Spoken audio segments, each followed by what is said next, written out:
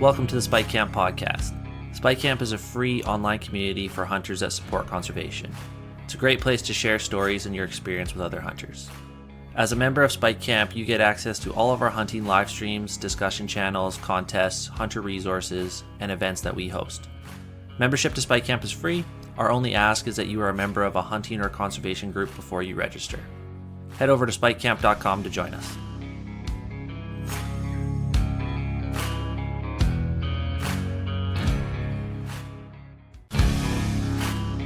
This episode of the Spike Camp podcast is brought to you in part by Alpine Riflecraft.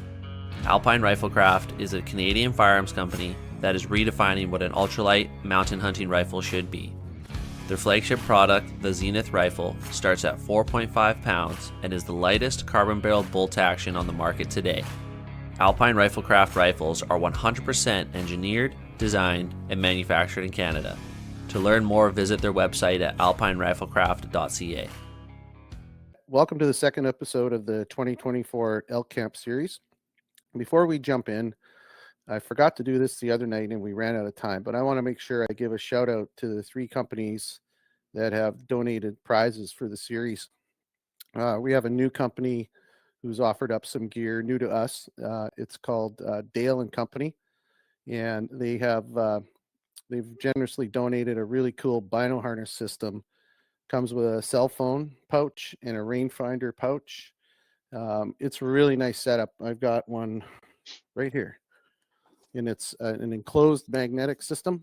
Really cool, really well thought out, and local BC company as well. And we're going to give that away on the third episode when we have Dylan on from Eat Wild.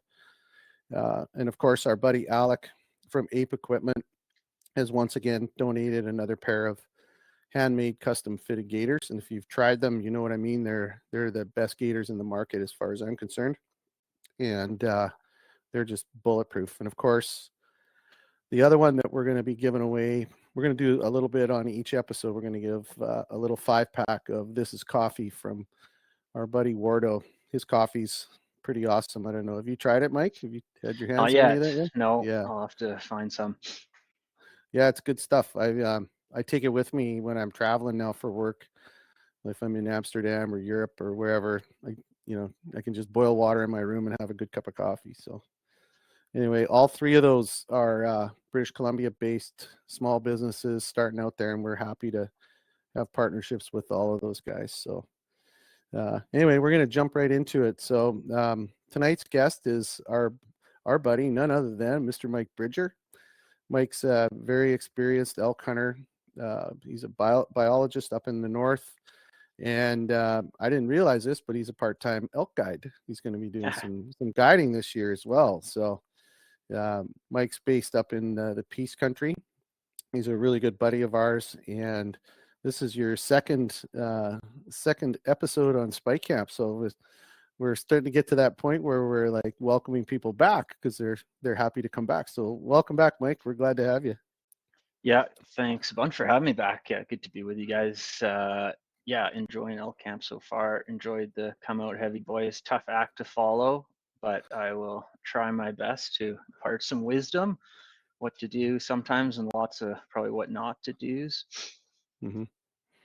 Yeah, they were a lot of fun. It was an entertaining episode. Those guys they're a lot of fun, and they're absolute assassins too, which we love, and it's nice to get their content in. So anyway, you and I and Blake have had a couple chats about what we wanted to talk about tonight, and I've got a few things. I kind of wrote out a bit of an agenda of items that we wanted to touch on. In particular, we're going to dig into it in a little bit, but scenarios, setups, tactics, pretty much cradle to grave elk hunting from your perspective, and we're going to tap into your experience, and I want to kind of unpack a little bit with you what's worked and what hasn't worked in different scenarios, because you've kind of been through it all. So I guess before we jump into it, just a couple quick questions, because I don't know, I think when we had you on last time we covered a wide range of topics, but what's your elk hunting background? Like, how did you get started? When did you get started? And kind of what set the hook for you? Yeah, so I grew up in the West Kootenays in Nelson, but started elk hunting in the East Kootenays. I started going into our kind of like family elk camp, well, with my dad and then a few other old boys. I started going in when I was 10 years old, so in the late 90s, and yeah, I haven't missed an elk season since. So I'm going on. I'm 36 now, so I think I've probably had about 26 consecutive elk seasons. Wow. Yeah, I grew up, got my teeth there in the East Coonies. It was, I think I said this last time I was on the podcast, it was pretty bleak for elk actually when I started hunting, Mhm. tagging along. It was after some really extreme winters down in the Kootenays, and the elk numbers, especially in the backcountry, really crashed. So, and we were hunting like kind of, we'd set up our base camp at the end of road closures, and then we were hunting beyond there. So we were kind of like backcountry, like in the mountains, beautiful country, but like devoid of elk for quite a while. Like it went, I think I was in there for a few years, probably before I even saw my first elk. All the old Mhm. boys are telling me stories of the glory days, right? And I'm like, this doesn't Yeah. even seem possible what you're talking about. But then slowly they started to come back, started to see some elk, started to actually get some calling going on, some bugling. And so that obviously set the hook hard.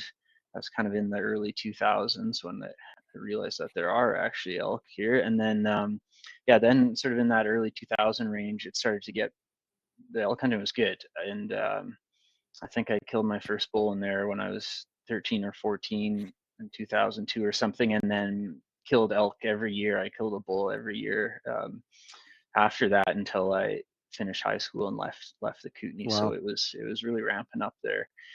And then yeah, started moving farther north. I landed in Prince George for university, and didn't even really know there were elk up there, to be honest. But like the first fall, I was out looking for moose probably, and started seeing elk sign, and so realized they were there, to my surprise, and I was happy about that. And but that began some pretty dark years of elk hunting too. I'd say like it was Mhm. trying to figure out those elk around Prince George, and I think the numbers weren't great back then. It's been around 2006, and but yeah, so had some tough years. Kind of figured them out over time though, and we were able to kill a handful of bulls there over the years. And then yeah, definitely I think that honed some skills around like how to deal with quiet elk and less abundant elk, and Mhm. hunting like just thick timber. Like no longer the days of hunting in the East Kootenays where we're just shooting bulls on avalanche slides. Now you had to get into the timber after them,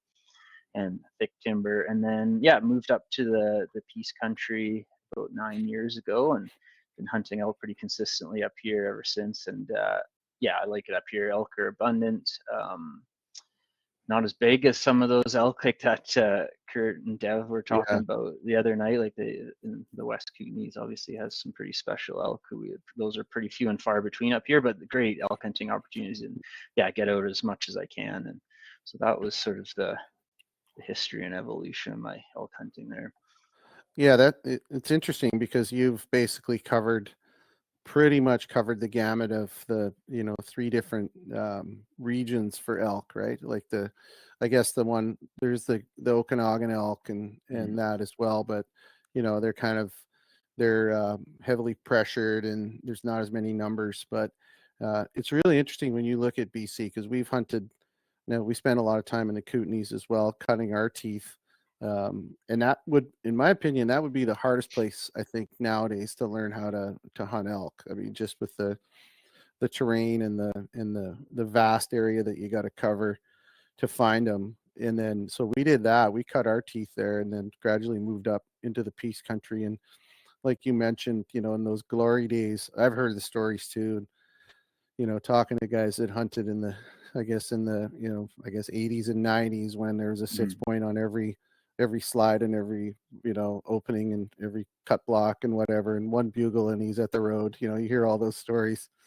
Yeah. Real different world now, but yeah, I mean it's an interesting journey. So back to your first elk when you were a teenager. In that scenario, who was your partner? Was it like a dad or uncle that called it in for you, or did you do it yourself? How'd that work? Well, I mean, Yeah, I think I was probably alone. I mean, or maybe I was accompanied by an adult over 19 years old. I don't remember.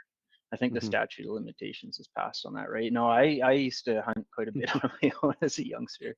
So yeah, that first elk I killed was walking up a trail, these old sort of like mining trails that went through this area that cut across the bottom of these avalanche slides. And yeah, I mean, pretty lucky, I think. I think that elk, there was a bull turned out just bedded off the edge of that slide, and I think he heard me walking on that, and he bugled right away, and it was close. And so I just poked him to the edge of the slide, the bottom, kind of the toe of the slide, and bugled back. And back then, like I don't know what kind of calls we were making. Like we had a bugle, we bugled. I don't know, like they're probably all just sort of kind of what we'd call location bugles. Now there wasn't much strategy to Yeah. bugling back then for me anyway.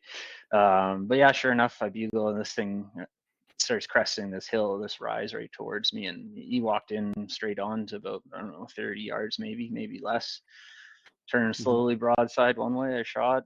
He ran, turned broadside again, I shot. He ran, turned broadside again, I shot, and then he died just off the edge of the slide. And that Right on. was the first one. And so yeah, that was a lot of like in the East Kootenays.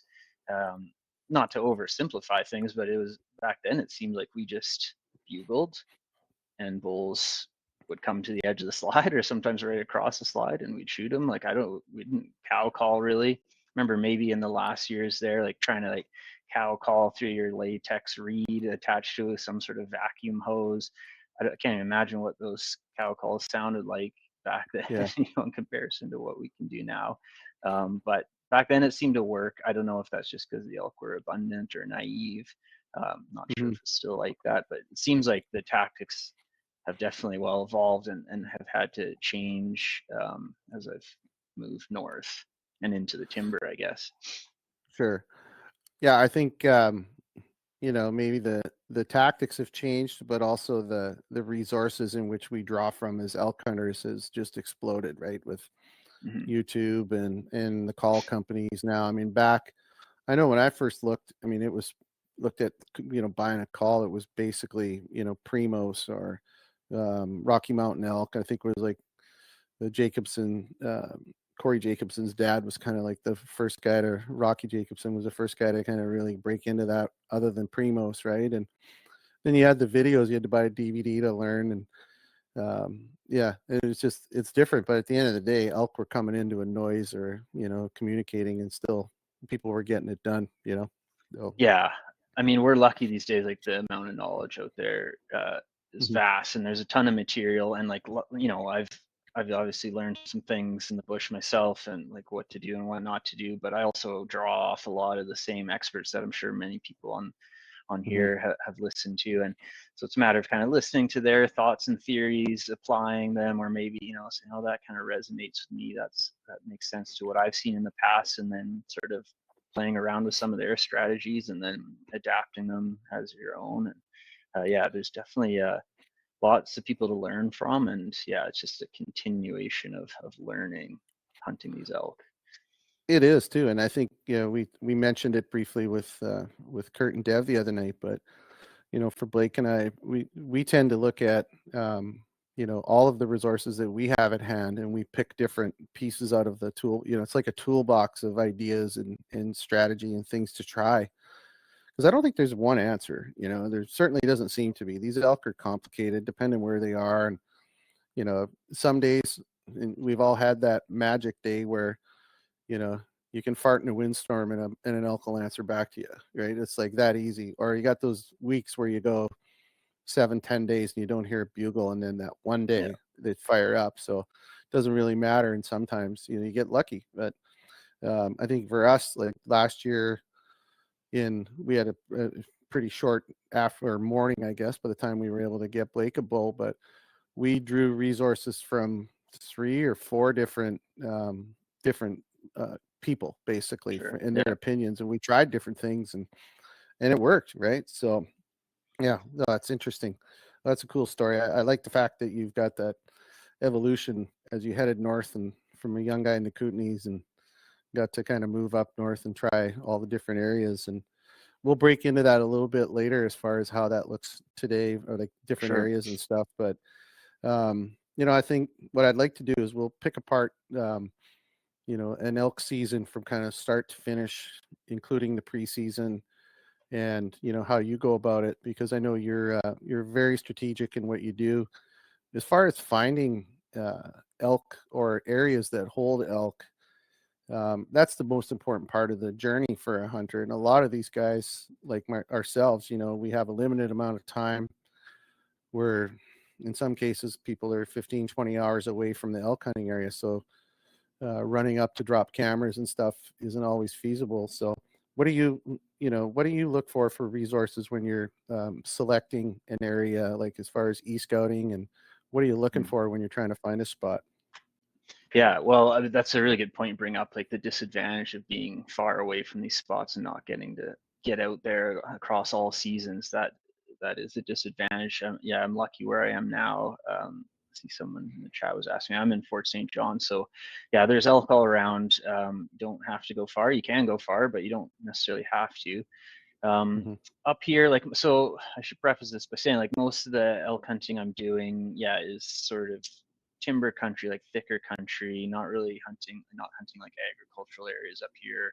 Um, um, Not really hunting in the big mountains either, like say like the Kootenays where you Right. if I was e-scouting, I'd be looking for avalanche slides and high basins and things like that. It's a lot more sort of rolling ground, no real obvious like geographic features that would tell you there's probably elk here. So it's a little different the scouting up here, but I think it applies widely across BC and other areas. For sure, like, yeah, e-scouting is the starting point for a lot of it. I think probably that's the case with most people.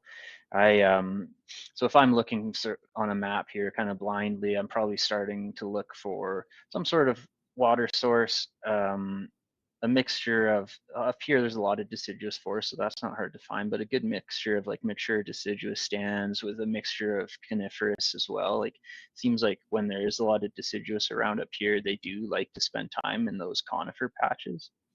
Mm-hmm. So looking for those kind of things. I'm looking for distance from roads and trails that's somewhat reasonable, right? Like, you need to get access to a place, but I want to be a few kilometers back probably from the nearest sort of access Mm-hmm. point. And then just looking at the terrain, like, I want a few different aspects. Like, south facing slopes are great for a lot of the season for feeding. It's not too dry or hot. And then obviously those north facing aspects are great. North and east facing aspects are great for those cooler temperatures, maybe a bit more water, moisture, especially in those hot Septembers. That's generally where you're going to find those elk, especially during the day. So those kind of Mm-hmm. features. And then it's a matter of just getting in there on foot. And yeah, I mean, the more time you can spend scouting is to your advantage. Again, I'm lucky up here to be able to do that pretty close to home. I'm certainly not the best elk hunter out there. But I do spend a lot of time, probably way more time scouting and hiking around and putting out Yeah. cameras. And that definitely gives me a leg up come the fall, to learn those areas. I mean, knowing the area is so key. Like, we titled this is titled Outsmarting Elk, and I don't know if that's possible or not, but Mm-hmm. We like a to think big, so. yeah, I'd like to think so. I don't know if it ever happens, but a big step in that is knowing that area almost as well as the elk know it. Like, knowing where Yeah. they're likely to move, knowing where the trails are, like how you can get around that area, especially in this thicker country. If you don't know the trail system and you're bushwhacking everywhere you go, huge disadvantage. Knowing where there's water sources, knowing where there's wallows. That just takes time though, like, and for those folks that have to travel a long way and only get to a week at a time maybe, and like they're kind of scouting and hunting at the same time, that's tough for sure. Yeah. And I can think of lots of these spots that I've sort of inched my way into, and think I kind of got it figured out one year, and then you learn a bit more, and then next year you find you're pushing farther back, and like it's also an evolution over time of learning those places. Like, I don't hunt anywhere near where I first started hunting in that zone. Like, I've moved, like I've learned where the elk are, so that just takes time. So Yeah. if you don't have a lot of ready access to those areas, you'll just have to keep at it and sort of scout as you hunt, I guess. Yeah. I mean, you bring up a couple good points there. I think if you look at elk hunting, it's kind of similar to sheep hunting, right? Like if you're traveling to go sheep hunting, which almost all of us are, you put your money on, you're placing a bet, right? It's like being in the casino. You're placing a bet on an area that you're hoping, hoping you're going to find that legal ram. But it might take you, they always say, right? It's going to take a few years, more often than not, to kill a ram. I know this personally. And, you invest in an area and you learn it and you learn what's good or bad about it. And I think the same goes for elk. If you've got intel from somebody who's local up there or experienced in the area, that certainly helps. But you can go into an area. I've had this in the Kootenays where, I got to know an area really, really good. Went in 1 year, had lots of action with bulls. 2 years, lots of action with bulls. Come back the third year, and they're not even there. They've moved. They've gone out of that area for who knows why, right? Pressure industry, who knows what it is. Sure. I think the same can be said there. I think so. If you go in with the mindset hunting elk and you're not a local in an area, I think it's a good mindset to don't get your expectations too high. You're going to have to, if it's the first time in a region or an area, expect to come home empty handed, but bust your ass off to learn the area and invest in it so you can come back, right? And would you agree with that? For sure. And if I could get maybe one more point on like a key element to look for, if like say your time's limited and you're not sure where to focus your efforts or what to look for, elk rubs I think would probably be my number one, because you can find spots where elk are in the spring and summer and winter. You may see lots of sign of use, but doesn't necessarily mean they're rutting there. But if you find those rubs, and especially like big patches of rubs, well, now you know at the very least like where a bull has staged in that kind of pre-rut area, and probably not rutting far from there. And like better yet, if you look around and you see kind of these what I call historical rubs, where you see like decades worth of rubs on old conifer trees. Yeah. And so they are rutting there pretty much every year. Take probably some sort of an anomaly, like you'd mentioned, maybe pressure or wolves or industry or something to change that location behavior. But you can find those spots where you're seeing generations of rubs, that's a good bet that like they're going to be rutting there come September. So that would be my number one like single feature to look out for. For sure. It's also a big morale boost if you haven't had any sign at all, and all of a sudden you walk into a rub patch or an old wallow. Even if it's an old wallow and it's got some rubs in it, you're like, okay, there's a strong chance elk have been here in September, whether it was this September or last September. At least now you got a chance. One of the things you mentioned there was cameras too. And I know in your case with your obsession for whitetail, you're out in the bush a lot with setting cams and covering a lot of ground. Are you, and this is more of a personal question from my perspective, when you're laying your cams out, they're intended for whitetail for the most part, but do you actually set out cams specifically for elk too, or do they kind of like cover both bases? No, I do set out specifically for elk for sure. Yeah, like half of my cameras are devoted to whitetails, the other half are devoted to elk. Yeah. So different areas for the most part, sometimes the same, I guess, but probably more well, I often than mean, not. yeah, definitely different areas. Like generally, if I'm looking for a whitetail spot, I'm hoping that there's not many elk around because they can wreak havoc on your setups and things like that. So, but up here in the piece, I don't think I've ever put a camera anywhere that didn't have elk on it, just to give you an idea of how sort of widespread the elk are up here. They're around. Yeah. Yeah. So we're going to, a couple more questions on cams, and then I think we'll just pause because we're getting a lot of members asking some stuff, and Blake can field some questions. But I'm curious, with your cameras for elk, then are you setting those out early in the spring or year round, or what do you do? What's your strategy with them?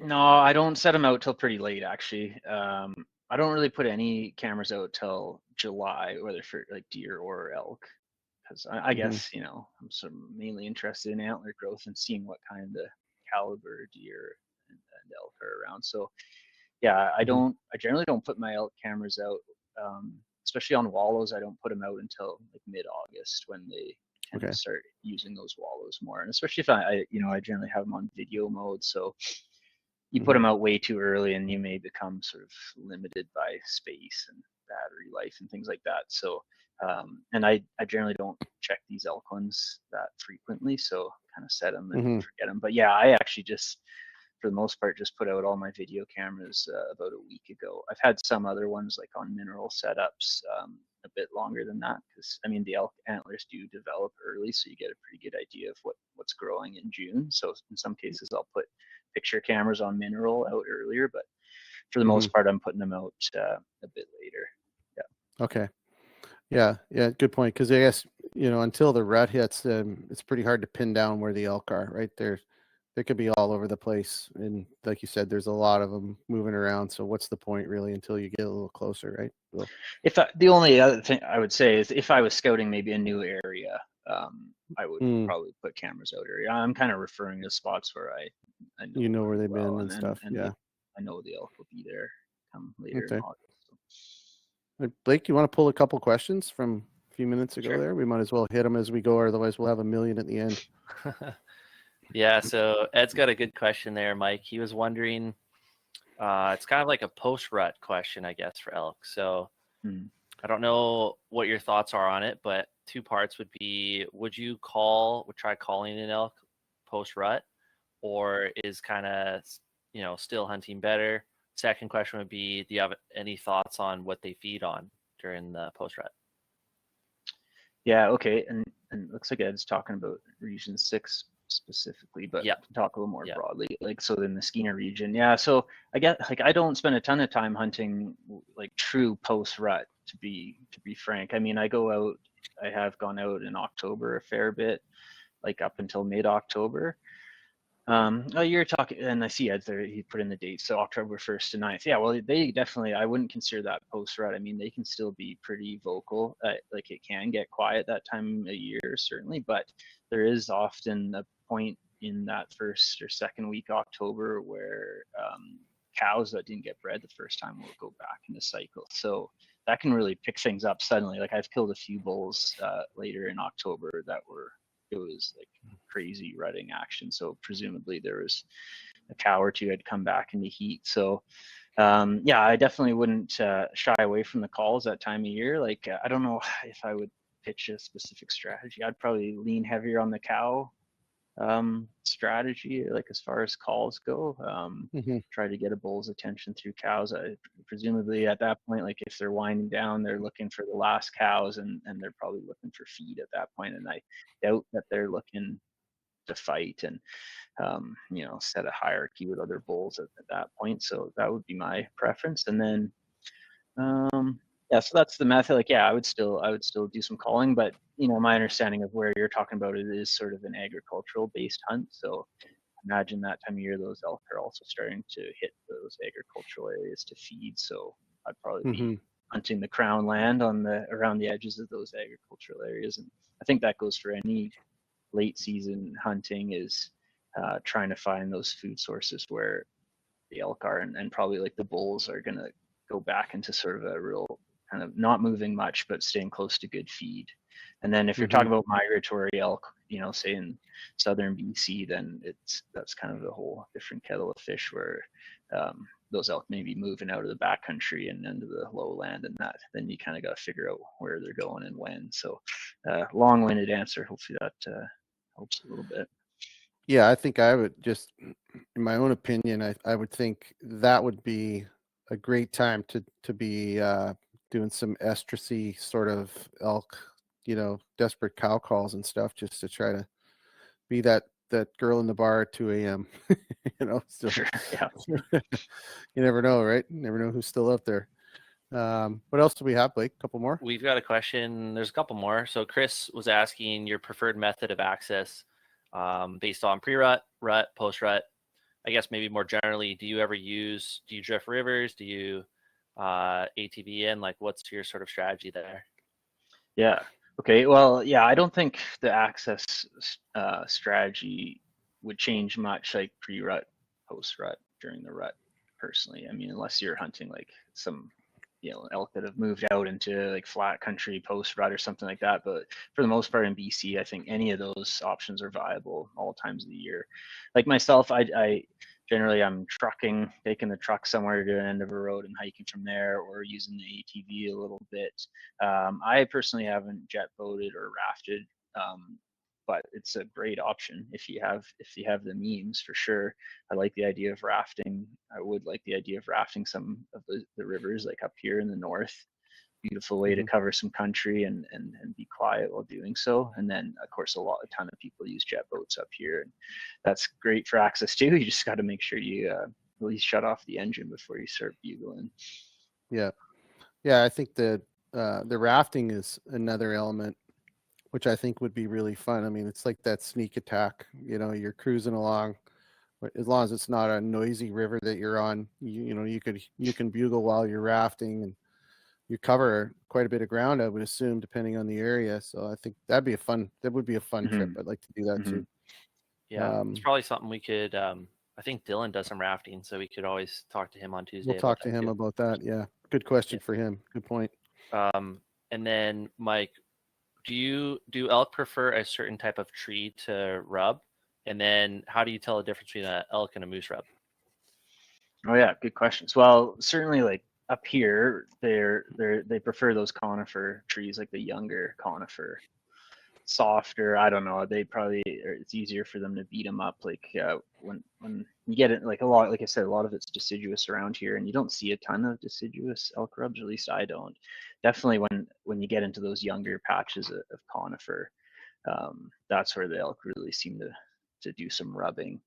And then yeah, as far as the differentiating the two, yeah, it's a good question. So like moose generally pick on smaller stuff, which is, you know, kind of funny because they're the bigger ungulate, but they're usually rubbing a lot of deciduous. I find, like, you know, whether it be like big willows or alders or, you know, young poplars and things, and they generally like just kind of pick a section. I'm trying to show on the camera here, like at their head level that they kind of rub, and they don't really go beyond that. Like whereas the elk, like you'll see rub, you know, marks down pretty low, but also like way higher than you can even reach, like whether they're bending that tree right over, or their antler tines obviously extend a lot higher.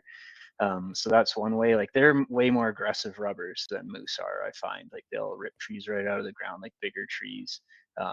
Cover way more area on the tree versus a moose. They seem pick on smaller stuff, more deciduous, and generally just like working one kind of section of the tree. So that's how I would tend to tell the difference. And then you can always look for hair too, like if it's sappy or sticky or fresh rub, like look closely, see if you can pick up some forehead hairs off the tree, and then usually you can tell what's what. And also you can sometimes they'll leave that musky smell. The elk smell will be in that area too, right? Like if they're doing especially if there's a wallow and shit, I think that's one of the most identifiable things that I picked up on was the scent of a bull elk, right? Like you know they're there, like it's boom. Yeah, there's definitely a musky smell. Wasn't there a mineral question? Yep. Something Eric was asking what salt you use for licks. Oh, I don't know. I mean, there's probably some real specific stuff that you could incorporate into an elk's diet. I mean, in the spring is generally when they are mineral deficient or like seeking minerals, and it generally has something to do with that helping digestion of like early spring forage. So that's the best time. I know that wasn't the question, but that was like spring and summer, early summer are the best time for action on salt or mineral. But like just straight salt works. Like water softener salt is just pure salt. They love that. I don't know how valuable it is for them, but they love it. Like those cobalt, the blue salt blocks work, or you can get loose blue salt works. I've used trace mineral blocks too, like the brown blocks. I tend to notice that the elk and deer prefer the loose salt, whereas the moose seem to really like licking on the blocks themselves. So that's how I if I had to put one or the other, I'd probably put loose salt out for elk. But any of that cobalt or pure salt, or if you can get loose trace mineral salt, I think it all works. Cool. All right. Well, let's jump back into the kind of the main menu here. One of the things I wanted to pick your brain on was your gear, your tools of the trade. Sure. what are you carrying? What's on your person when you step out of that truck in the morning? Yeah, so like I can go through the backpack a bit, or are you talking calls specifically, Oh, or a bit whatever, of all of it. everything? Yeah, Yeah, like. sure. Well, so wherever I'm going, I'm taking my big backpack with me, Mhm, like so I can, if I get something, I can at least come out with a quarter. So mhm. I do see like people on some of my trail cameras sometimes that are deep into elk country with not even a backpack or wearing like a little fanny pack, and that always like blows my mind. But I personally like to bring everything with me and be prepared to Sure. like take a load out right away. I don't want to walk back with with nothing. So anyway, I'm bringing my big pack.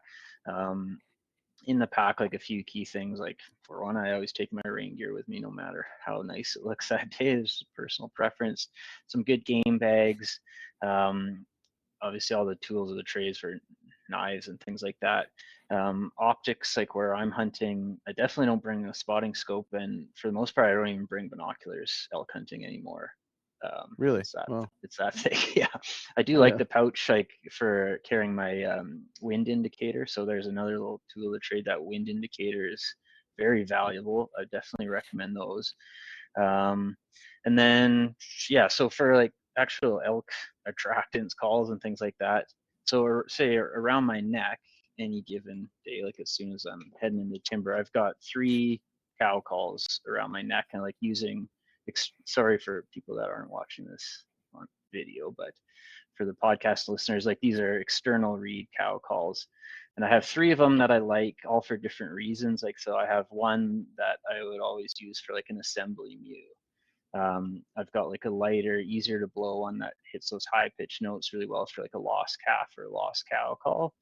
And then I've Mhm, got one that seems to produce that like little grainier, sort of nasalier, mhm. if you call it uh, like a aggravated, that's not the right word, but like a whiny cow or a demanding Sure. kind of cow call. So definitely I have all 3 of those, and I'll use them all differently.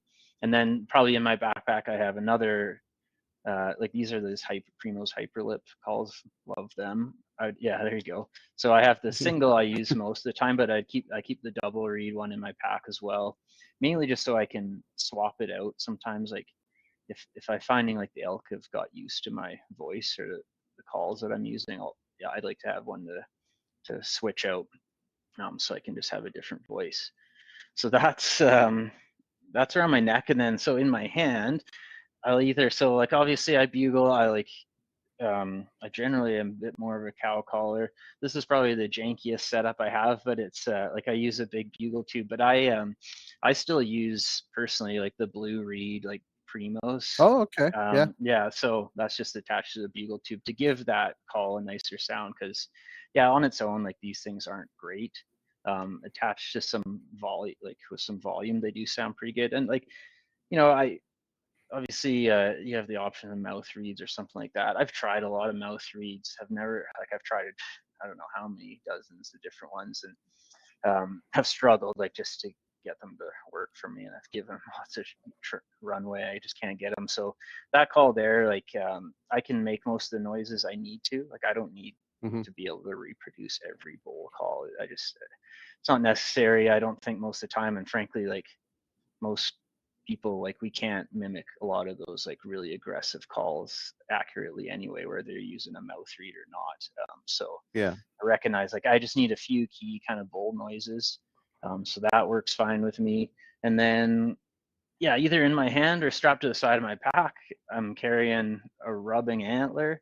This is just like, for those that can't see, it's just a real compact little like 6-point shed. Um, Happen to have tines busted off, which is perfect, so I can kind of carry it as a bat. Because I do Mhm, like, if I am gonna make bull noises, I do like raking quite a bit, and mhm. that's just a nice one to pack along. It's compact. Sometimes I'll just have it strapped to the side of my pack, and yeah, like because sometimes when you're wanting to rake and you look around and there's no perfect tree or branch or whatever to use as a raking device, so having that, it's one extra thing to pack, but then I'm never looking for, and it's the most realistic sounding, of course, too. And Sure. then Yeah. lastly, the last kind of tool that I think I was telling you about last time I was on this the podcast here is the decoy, which is kind of bundled up right now. This is a new addition for me. and yeah, sorry, I'm just gonna fold it out. For those that can't see, it's one of those, what do they call it, ultimate predator decoys that I think is meant to attach to a A bow. bow. I've Yeah. kind of modified it actually so I can put my rifle right through here and it attaches on like around my rifle.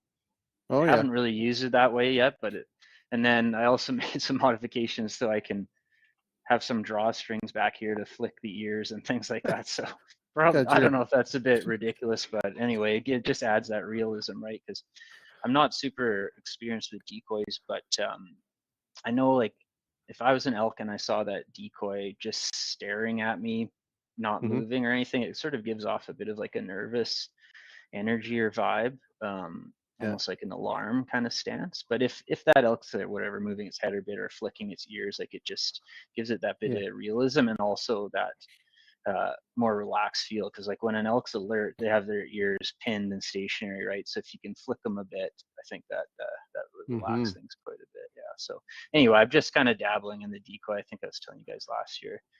Yeah, that's Yeah, cool. the first year I used it and had some success with it. So. Well, I'll be honest, man. I've heard of a lot of tactics, but puppeteering was not one that I've heard. Yeah, well, Congratulations, man. You're gotta onto something. adapt. Yeah, maybe we'll see. Yeah, other folks can give it a try. I don't know. The jury's out, but I think in theory it could work and has worked. Have you had a chance to deploy that decoy with a bull coming in on a calling string? Yeah. Yeah, twice last year killed bulls with it. My bull Really? and with a client, and yeah, like it for sure. The bull that I killed, I think I told the story last time I was with you guys.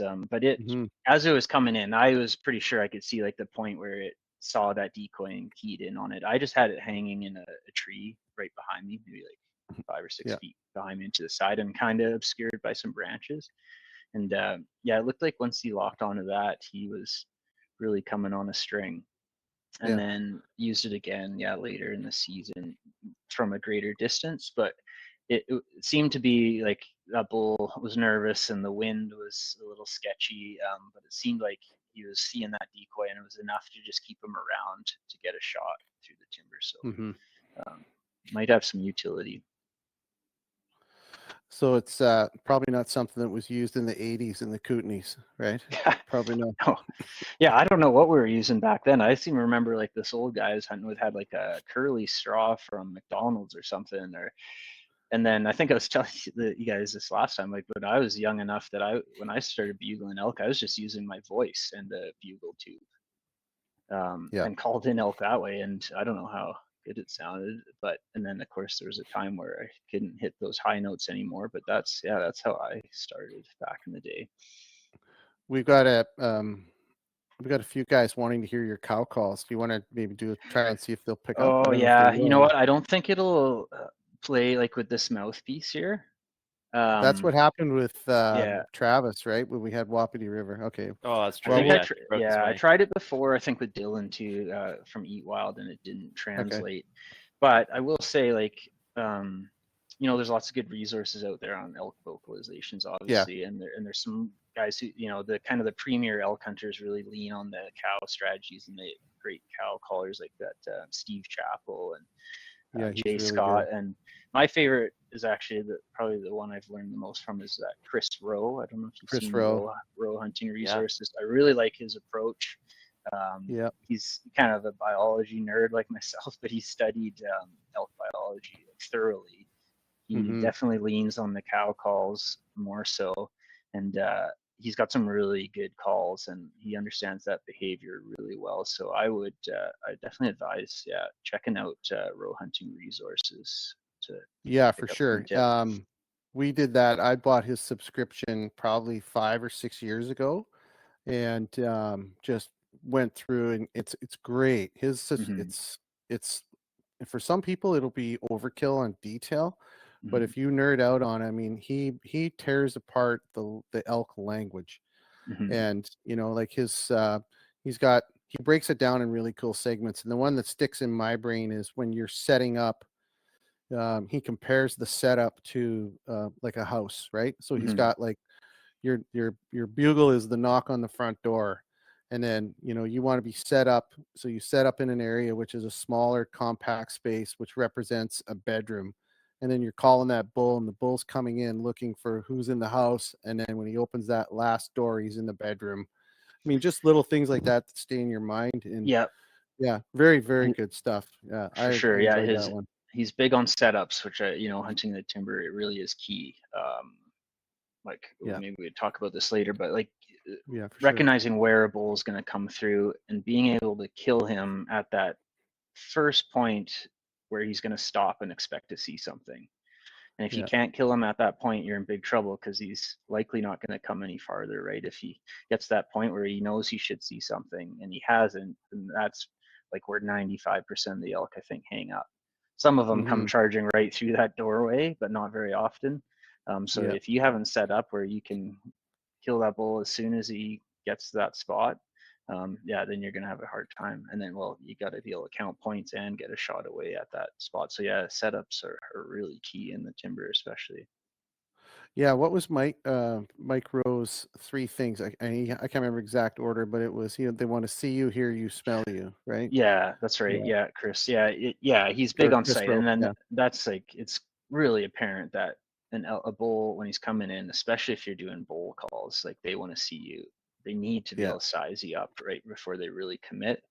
And that's why, like, I'm sure we'll get into it, but like when it comes to hunting bulls in the timber, I definitely have started to lean away from just getting into bugling matches with them in tight quarters, because if they can't see what they're coming into, they're going to get nervous. If they don't know what they're walking into, like your unrecognized voice, unrecognized elk, if they don't get a Mm-hmm. chance to see you before they pop out, like, they're most of the time they're going to turn. They're going to Mm-hmm. back out of the situation. Yeah. And Yep. with cow calling, it seems that they're more confident to come out. Mm-hmm. Right on. No, that's good stuff. So, anything else on the gear list that you want to point out other than standard hunting stuff that most guys would have in the pack? I That's think that's about it. about it. The only other thing is like having a hands-free gunsling setup. Mm-hmm. I just kind of thought of that because I'm talking about how, like, I've got my hands pretty busy with all the different Yeah. options. Having something where your gun's readily available, but not having to carry it or hold it on your shoulder. I use one of those Kifaru gunslings, Gun bear. Yeah. and it runs right up beside me, is tight to my shoulder. I've used one of those on every hunt for the last, I don't know, maybe Me 15 too. years. And yeah, I love that Yeah. setup. So that would be another thing, maybe. Yeah, and that's the thing too. I've noticed, because I'm the bugler of on our team, so I've got you've got the rifle in the gun bearer. If it's on your shoulder, then you're always clunking around with your bugle tube, and it's wrapped around on a cord around your neck or whatever. I'm like you. I like that gun bearer to be completely independent, and one tug Mhm. and it's in my hand. And it's a situation where it's pretty hard to be the caller with a gun and hiking with trekking poles. Like it's just a clusterfuck of shit. You're gonna end up making a noise or tripping or something, right? So Mhm. I always keep my trekking poles collapsed and in my pack until I need them. But Sure. Yeah. okay, cool. Well, let's talk a little bit about like strategy and execution of your setup. So you're in the truck, you pull up to the spot, you're going in, it's dark. Kind of take us through that first hour of elk hunting and how it looks for you. Sure. Yeah. So, I mean, every day is a little different, right? But like, Yeah. if I'm heading into my zone, yeah, obviously I want to get to where I want to be kind of by that first light. I don't want to walk through a bunch of elk terrain in the dark, though. Personally, like, Mm-hmm. it's just the risk of spooking something. You never know where they're going to be in a given day. So yeah, if I'm going right into elky country, I'm going to wait for a bit of light personally, Mm-hmm. and then just work my way in from there. And then, yeah, for me, it's kind of just feeling it out. Like, yeah, in a perfect world for every elk hunter, the elk are already bugling when you get Yeah. there, right? And that's what you hope for. And a lot of the days, in the places I hunt, like, that is happening. There's enough bulls around that there's always some sort of activity, or often some sort of activity. But yeah, let's say it's like a quiet morning. Um, I don't know. I tend to, the fly fishermen say, match the hatch. I tend to sort of Mm-hmm. follow that pattern when it comes to elk hunting. Like, I'm not super aggressive anymore. If it's pretty quiet out there, I'm not going to take the approach of like calling a ton, calling loudly. I mean, I may still call frequently, but it's not like real aggressive, not lots of bugles. I want to keep it quiet. Otherwise, you're just, if you know the elk are there, you're just sort of educating them, and they're probably a little suspicious, like no one else is talking. Why is this elk making so much noise? So I kind of want to Yeah. match the hatch, for lack of a better term. But yeah, so if I'm kind of getting into my area, I'm probably, as I'm moving in, I'd probably be using a lost cow or lost calf call. It would kind of be my Mm-hmm. favorite sort of walking along the trail call, because that is a Mm-hmm. call like that requests an action. It requests a response from elk. Whereas, Yeah. I think a lot of hunters, and I used to do this in the past too, just walk along and making chirps and mews and trying to sound like a bunch of cows, which is fine. I think that's good for covering your sound potentially, but it's not really asking a bull to respond. And they probably hear chirps and mews all the time, and don't think much of it, right? So, but that lost cow or lost calf it plays on their instinct to respond. Like, and cows will respond and bulls will respond to that. So that's kind of my Mm-hmm. favorite. But then, of course, yeah, I'm gonna bugle too. Just kind of the high pitched location or contact bugle, whatever you want to call it. When I get to a good spot where I know that sound's going to carry, yeah, I'm ideally, if no one else is talking, I'm going to let off a location bugle, hopefully get a response, and then depending where I get that response, like in most situations, you're going to try to move in and then play some sort of setup. And then, but like some days you get out there and there's bulls bugling like crazy everywhere, and that's probably one of those days where there's an elk, a cow in heat, right? And it's just one of those chaotic days where you're just going to be chasing the herd all Mm-hmm. day. Yeah. Probably right through the middle of the day, you're going to hear 100+ bugles. It's going to be really hard to get the attention of those elk. Um, those are some of the more fun, exciting days, but also some of the more frustrating days I find too. Those when the action's Yeah. just crazy. And then and somewhere in between is probably a day you get out there and you may get a response, or you hear a few bulls maybe bugling back and forth together, maybe Mm-hmm. just kind of advertising calls. And those situations again, I'd be trying to pinpoint where those bulls are, probably using a map and putting a pin and trying to hike in as close as I can, and then starting a setup. And that setup's probably 9 times out of 10 going to start with cow calls. Yeah. Yeah. So that was a strategy we tried last year. We went in the dark, and we were actually going into a spot, like we had scouted it on a map, and we knew how to get into it. And we were basically on a trail, and I don't know, we probably went half an hour in, so probably a kilometer from the truck before we did anything. And the first thing that we did was lost calf.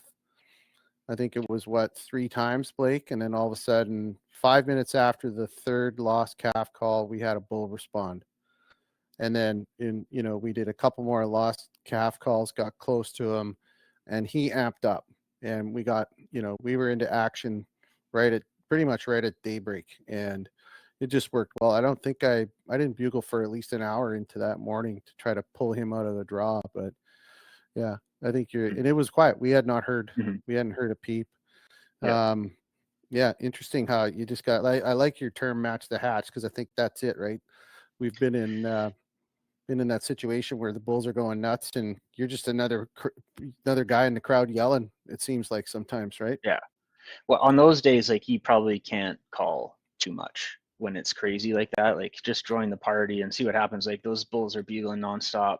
You can Mm-hmm. probably call as much as you want. Whether, like, you obviously have to strategize a bit around your calling, but you can make a lot in at least those days. But yeah, other days I tend to try to feel them out a bit more, unless like it's the end of my hunt and I'm getting real desperate and I really got to push to make something happen. Then I might you know increase my calling frequency, because there are times like where it seems like it's dead and you just got to cover ground and bugle or cow call and nothing. Then finally you kind of get close enough within that bubble where suddenly a bull responds and he's right there.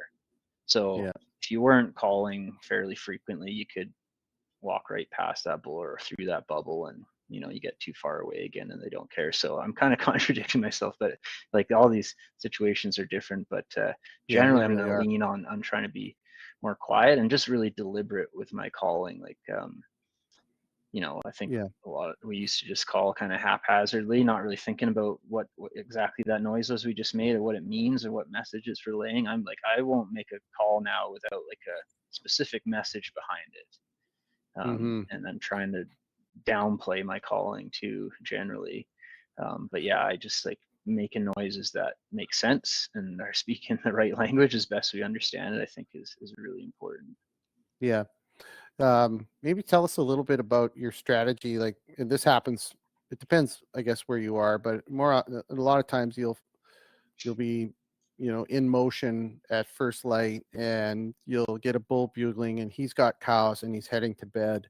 What's your Mm. strategy there on how to pursue that herd or that bull? Yeah, well, like those early hours of the morning can definitely be tough to get bulls to come into because it seems like everyone's sort of on the move, right? Whether they're moving from a Hmm. feeding area or to a bedding area, or generally they're just up on their feet and they're moving around. So yeah, that can be tough. Like it can feel like you're just chasing endlessly. So rather like in those situations where I know those elk are moving, I'm just trying my best to stay with them.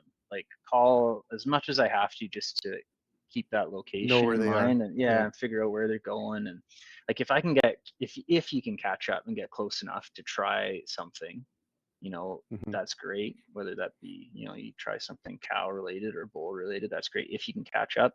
A lot of times it feels like you can just never keep up to, or get close enough until they stop. So yeah, those days, whether it's a bull with cows or a satellite bull that's on the move too, like I do definitely like to follow them to their bedding areas. And, I like, you can have a lot of good activity right through late morning. Generally, they're kind of starting to bed down. Seems like that 10, 11, by 12, generally they're in their beds for sure, depending on, Yeah. a few factors. But if I can follow those elk to their bed and have a pretty good idea where they are, like usually we can't see them, right? We're kind of assuming we Hmm. sort of know based on our little map or whatever and sound. Then yeah, I'll try to get close and do a setup. Setup will be different whether it's a herd bull or a satellite bull, of course. Um, but I won't push them. Like I won't push really hard to get that bull to come to me that morning Hmm. necessarily. If it like because you got to be careful when you go into those bedding areas. Those bedding areas are set up to their advantage, right? Like they're in a safe Sure. spot. Yeah. You try to intrude, like more times than not, you're gonna screw that up. Hmm. So keep that in mind. Like if you can call them out of their little bedding hole, that's great. But a lot of time, they're they're not that interested. I find, which is fine. So I often back out. I'll mark that spot where I think they're bedded. And this is definitely one of my favorite strategies, especially with satellite bulls, is to come back there at about 4 o'clock, for example, and be within 150 yards, 200 yards of where you think that bull is bedded. And then you can start making some cow calls or whatever but just plant the seed that that bull hears you. And like Hmm. he may stay bedded for another couple hours, but generally when they get up, the bulls, I find they bugle at least once as soon as they get out of their bed. So, okay, now you've got their Hmm. location pinned, but it's also that elk you've planted the seed in that bull's head that you're there, and so you're kind of like the first thing he's thinking of when he gets out of his bed, Hmm. and that's really paid off quite a few times that I can think of where it's quiet, quiet, quiet. Finally, the bull gets out, bugles. You respond to him right away. He's already thinking about you, and then game Hmm. on. So yeah, Yeah. following them to their bed and then potentially backing out. Like don't push it unless you really have to, like end of the hunt. But if you got time and the setup's not right, the wind's swirly or it's too thick, just back out and set up for the afternoon. Yeah. Yeah. That's a good point. And I know I don't have anywhere near the experience that you do, but the question I have is, if you were to take, say, the last, say, dozen or so successful kills that you've been on, or like call-in sequences where it's resulted in a dead bull, Mhm. what would you say the best time of day is for that? What's the more average time of day, or range in Oh time, man, I guess? yeah. I don't. Yeah, I haven't killed. I think Kurt and Devin were saying this too. Like they don't kill many like first light, right? And I can't think of Yeah. too many, although the one I killed last year was fairly early in the morning. But generally, like my favorite time of the day is probably like between 8 or 9 to 11. Mid-morning. Like when they're moving towards those bedding areas, or maybe they just bedded down. But I've definitely killed quite a few bulls later in the afternoon too, because I can think of quite a few times where I'm hiking out in the dark. So Yeah. yeah, either kind of mid to late morning or before dark. I think it'd probably be my most successful times. Again, in the timber, and like most of what I'm talking about is yeah, timber based. I said that, and generally like solo elk hunting tactics that, and it's all like close range stuff. Like I think like 11 of the bulls I've killed have all been under 100 yards. A lot of them a lot less than that, and only a handful that I've killed have been longer shots, like over 100 yards. And in those cases, was that more spot and stock than call in on the longer ones? Trying to think. Well, one, I remember just being completely sort of lucky sitting on a river one day, and like felt like a hurricane force winds where I wasn't even really going to go out, but I just plunked myself in a spot where I thought elk may come out, and sure enough, a bull came out with cows, nice 7x6, and so that was it was just a longer shot, lucky situation. The other ones have, I think they've all involved some sort of calling. I don't think I've Yeah. ever shot a bull spot and stock or anything like that. And it's terrain based, right? I mean, the case of shooting one beyond 60 yards means you had open timber and you saw him and maybe he was going to turn and you had a good rest and open shot or client or whatever, right? Yeah. Yeah. It depends where you're at. You know, I think you make a lot of good points on, catching up, staying with the herd, putting them to bed, or thinking where they're going to go. I think if anyone's hunted elk long enough and chased the herd, you've inevitably bumped them, or all of a sudden you're sneaking in. Blake and I had this a couple of years ago. We're sneaking in, we think that herd is moving, and all of a sudden we stop and look up, and on a bench 10 yards from us is a calf standing there staring at us. And then all of a sudden the bush explodes, right? There was 40 elk in that herd, all around it's just gone, and we're like, what the heck did we do? We got too close, we didn't know what we were doing, we pushed them too hard, and I think that happens. Yeah, that's, I mean, probably the biggest challenge of trying to kill those herd bulls is generally they're not leaving the herd very far. You have to go to them, and all the advantages are in their favor with the numbers of elk, eyes and ears and wind. And so if you're going after a herd bull, you're generally going to have to, whether you're cow calling or bull calling, you're going to have to go to them and probably get pretty close to that herd, and you're going to be moving as you get closer. And all the odds are stacked in their favor generally, and you hope maybe you can pull them that last little distance so you don't have to move right in. But it's a really easy way to blow things up. For sure. Right on. Yeah. Okay. So let's talk a little bit about, let's pull some of your experience and talk about some of the potential scenarios that you ran into and the setups in which how you set up for the call-ins and stuff. And I'll let you kind of run with it here for a little bit, because I know you've given that a lot of thought.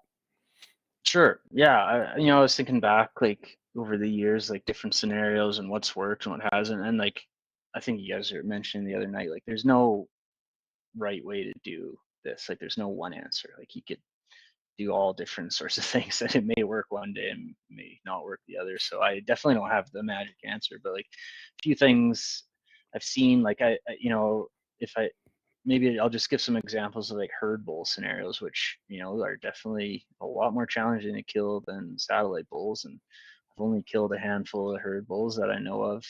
I've had some big mistakes and lessons learned on herd bulls. And I'm thinking back to a few different situations. I think like most of us, like the most common theme with a bull, like a herd bull, is you end up like you probably trying like an aggressive bull tactic, and you end up just pushing them and pushing them, pushing. They just keep moving off, and ultimately like they wind you or they see you, or a lot of that time you can't get that bull to turn and come in. That's a big challenge. So a few times I've had luck with herd bulls. I could tell this whole story actually because it's kind of an interesting one. It was when I went back to the West Kootenays once when I was in university. I was back there for a week, and was with a hunting partner at the time, and we were hiking up this timbered ridge, hiking on a mountain bike trail of all things, actually. And that morning we're getting way up this ridge, and actually I think I was cow calling as we were going, and heard some weird whiny mew sound, and kind of stopped and looked over and started hearing something, and all of a sudden a nice bull comes out right to us, kind of at the edge of the trees at 6 point. And but my partner had the gun at the time and didn't have a great shot angle, and that bull's of course stopped there looking, wanting to see an elk, and then he gives out kind of a bark, or I think people call it a nervous grunt. And I said, you better get a shot here, because this bull's going to wheel out of here any second. And so yeah, my partner shot, hit the bull.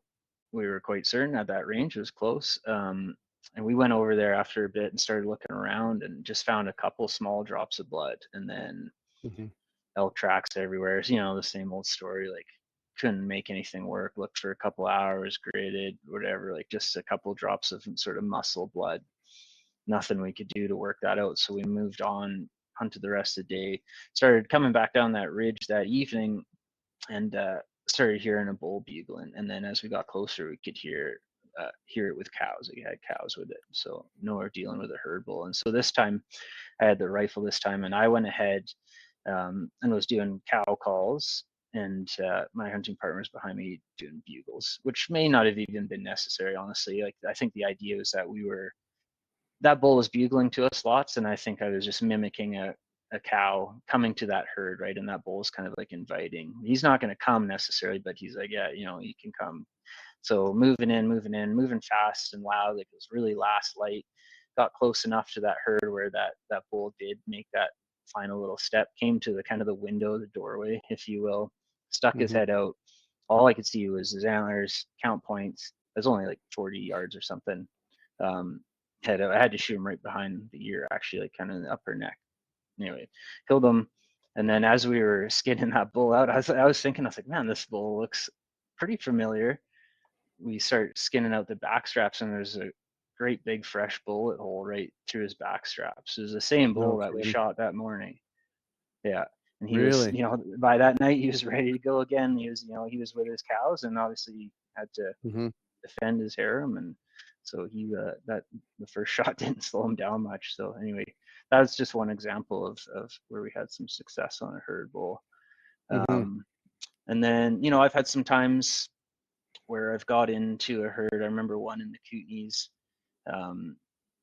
walking along a trail in the timber, lots of fresh elk, so I knew it was close. I hadn't heard anything. We'd actually killed a bull the day before, and I was with all the old boys, so like I don't think anyone wanted to pack an elk out that next day. And I was kind of up in like that semi-goat country in the East Kootenays, right? Sure. Anyway, I'm coming along this herd, and I think I started to smell, and then suddenly look around, and I had managed to sneak in like pretty much into this elk herd.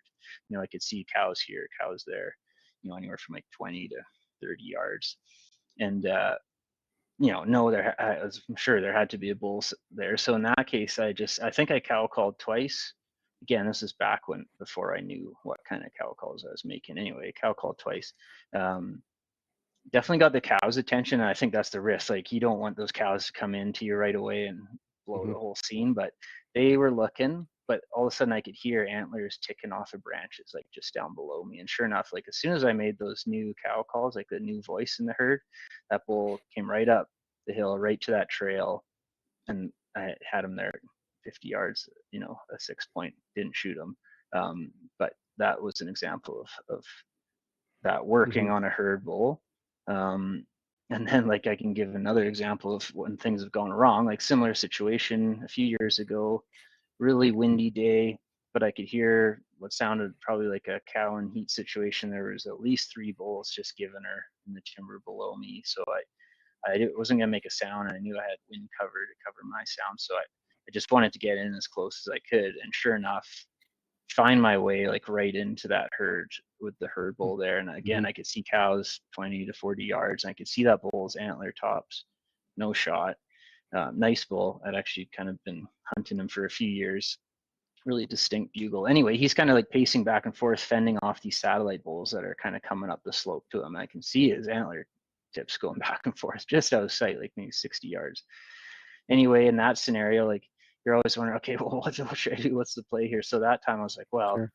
if I let a bugle go here, he's gonna get so mad. I'm right by his cows, and so I went for it. I bugled, and I could see him. I see his antlers stop right after, and he lets go this really short bugle. I think people would probably call it like a roundup bugle. Yep. All Let's the go, cows ladies. all the cows ran to him, and he took off, and that was the end of the show. Like the satellite bulls didn't even bugle anymore. That was it. So Mhm. that didn't work. I mean, in theory, that could work sometimes, or should. I don't know. Maybe you have to be a bit farther back. Maybe I was like in there too tight. They didn't like it. Mhm. Took off. So there you go. I mean, a few strategies that may work or may not. Again, you got to kind of match the hatch and figure out what the scenario is. I mean, in that case, who knows, maybe just sitting there dead still and quiet would have paid off another 10, 15 minutes. But then you got 20 sets, 30 sets of eyes and those noses and ears. I mean, sooner or later the wind's going to do something and it's over anyway, right? But yeah, all you can do is try something, right? Like, and it's either going to work exactly. or it's not. So Yeah, exactly. Well, the next topic I want to kind of hit on, which if you've hunted elk at all, you've had this, and that's the grind where the bush just shuts down, and you're in an area where there's elk. You've either seen them or smelt them, or you got on the sign. How do you handle those dry days when there's nothing happening and it's gone cold? Maybe there's no cows in estrus. What's your strategy? Are you covering ground, or what's your play there? yeah, probably. Like if I know for sure the elk are still there, like I'm seeing the fresh sign, then I'll stick with it for a bit. And yeah, just try to cover ground, probably making those kind of quieter calls. But as I cover ground, maybe calling fairly frequently to try to find something that wants to communicate. So yeah, in that case, I probably would be covering ground. Like I kind of have these circuits of trails that I can run, and I'll probably be doing some big circuits to try to find where they're at. And yeah, geez, if they're really not playing, like, and if I'm fresh in there, like I've just got there and I know I haven't really bumped them around or anything, then I'll probably stick with it for a few days and kind of hope something switches. But again, you got to realize like when to cut your losses and pull out, and that's why it's good to have a few elk spots in mind, because yeah, you don't want to spend too much time in there. Like I generally don't like to hunt the same elk spot for more than 3 or 4 days. Like those elk, they start to get to know your voice, I think, and if things aren't panning out, like they know your voice and they don't respond to it as well over time. And even if you're not directly, or you don't think you're bumping elk, I don't know if it's a sixth sense or what, but it seems like those elk, it just gets like progressively quieter as the days go on, right? Like, so I like those days when you first get in there, things are fresh. And then after 3 or 4 days, it seems like it can really slow down, and I'd probably pull out, or maybe someone was in there before you and they have done just that, and now the elk woods are quiet, so you kind of got to feel that out. And yeah, definitely be prepared to get out of there and like go somewhere else if you really can't get anything going. Yeah, exactly. And I think too, you're spreading your sign and your scent all over that area too, right? So inevitably they're coming across your sign if you're walking the same trails they are, and they're crisscrossing them. I think we've run into that too. We got on a really nice spot, lots of action, and we probably played it. Maybe we were playing with elk for like 4 days in a row and just couldn't get the shot on the herd bull. We had 2 big bulls we were chasing, and I think we overdid it in that one spot, and it did end up getting pretty quiet towards the end. But yeah, one of the questions, you answered it actually. It was how much time do you give in between spots? I think a lot, again, back to the guys that don't have all the experience in an area, they might have 1 or 2 spots, but 2 or 3 days break in between kind of thing, right? It's kind of probably the minimum, right? If I were to like want to come back to a spot, Yeah. I'd give it time. I mean, like especially if you're, there's specific goals that you've blown it on or spooked, or I would probably Mhm. want to give them, like a fair bit of time before I go back in there using the same voice. Ideally, like I come in with different calls. Like if you have a second bugle that sounds different, then Mhm. bring that along, or bring that along next time. Being able to switch up that voice a bit, I think, is important if things don't pan out the first few times, right? Like the guy said it the Yeah, other night, like your best chance to kill a bull is the first time you you're communicate with talking. it. And yeah, Yeah, for sure. All right, let's chat a little bit about your setup. So, give us a scenario where you got a buddy or a client and you're the caller. What are you looking for that bedroom, if you want to call it that, in your setup? Maybe tell us a bit about that. sure. Well, yeah, again, most of the time I do hunt elk by myself, so I'm trying to do both, like be the shooter and the caller, which yeah, definitely Okay. presents some challenges. Same, I think the same theories apply though. Like where I'm hunting, you're just so limited for shooting lanes or any sort of openings. Like, so a lot of the times I'll get into elk where I know this is not going to work.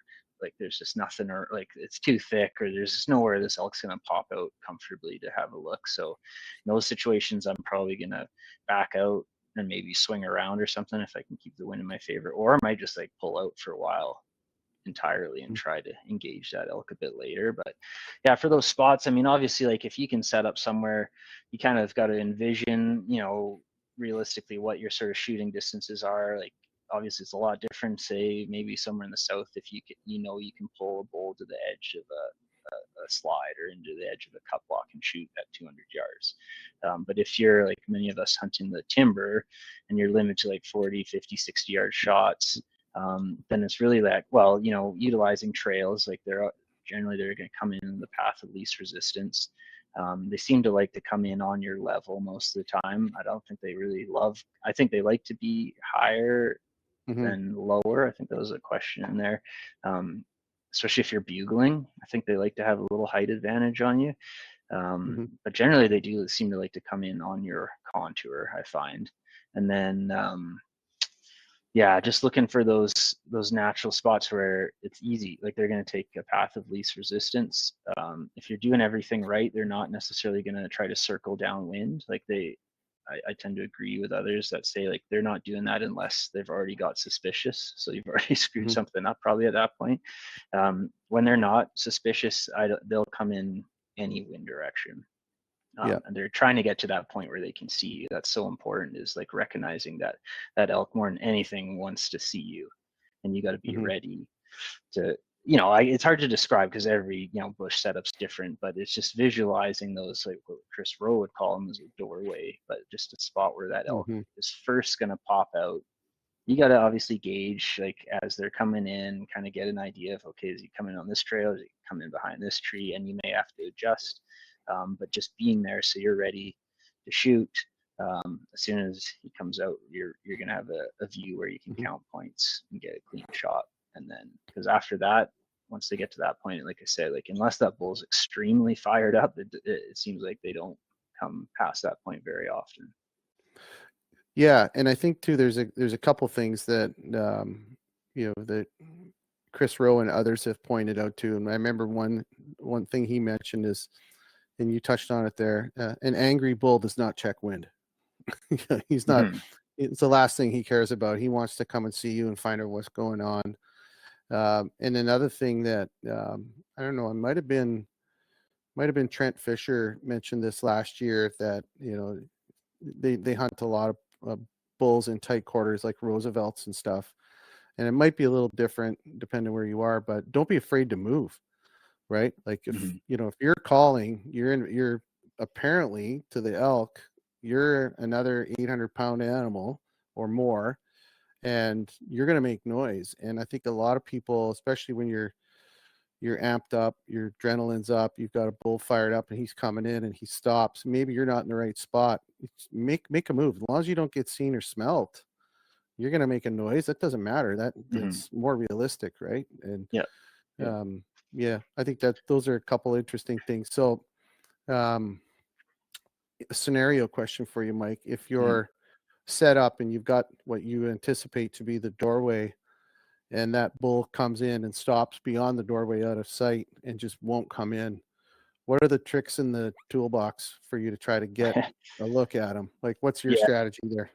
yeah. I mean, tough to say like what the holdup is. I think as hard as it may be, is patience. Like I don't know, like seen, just studied a lot of elk footage over the years, especially in more open areas where you can actually see these elk as how they behave as they come in. And like I'm blown Mm-hmm. away how slow and patient those elk are sometimes when they come in.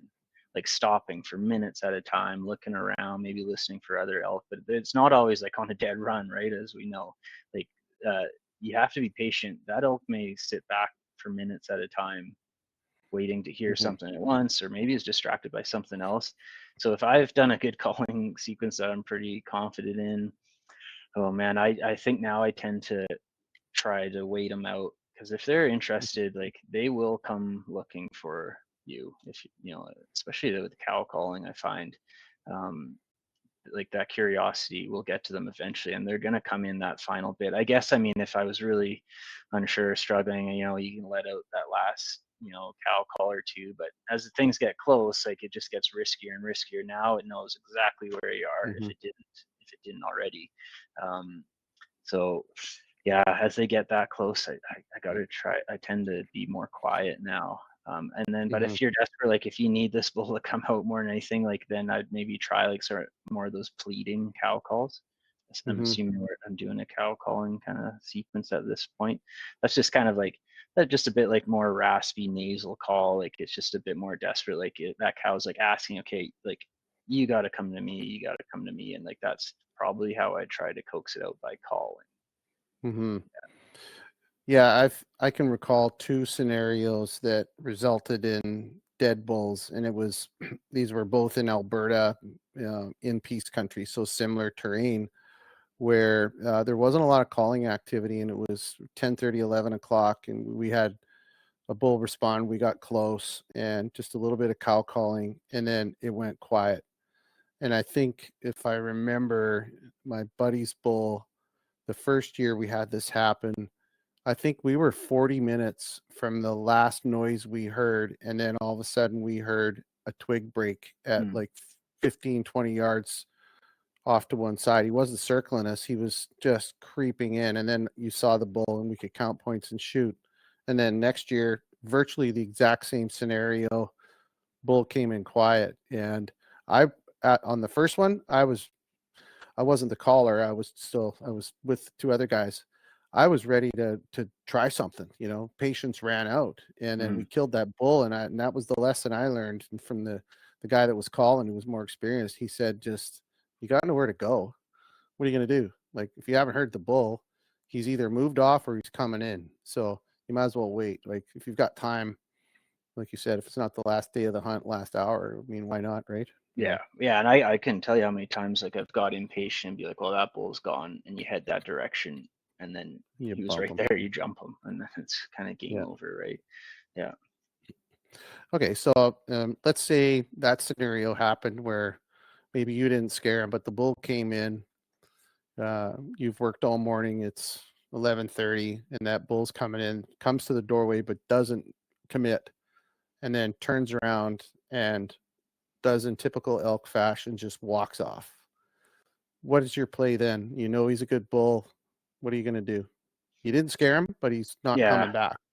I'd probably, yeah, try to keep tabs on it if I can, like somehow keep him talking just enough that I can figure out where he's going, and probably he's going to go bed down somewhere, right? And then that kind of brings us back to the sort of scenarios I was talking about earlier. But yeah, Yeah. if the wind's still favorable, and like I wouldn't necessarily just give up on that bull, even though I Mm-hmm. tend to be kind of like a bit more on the cautious side. But like, yeah, if he's still in play, like he hasn't spooked or anything, yeah, I'm gonna keep on him.